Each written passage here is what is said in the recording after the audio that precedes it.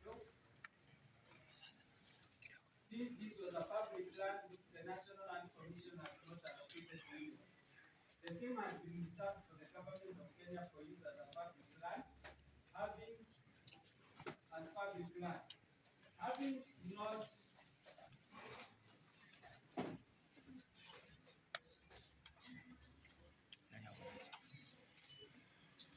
not had a fixed title, the fraud respondent did not therefore pass a fixed title to the petitioner at all.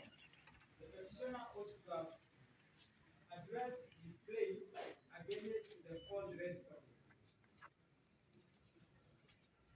The petition clearly therefore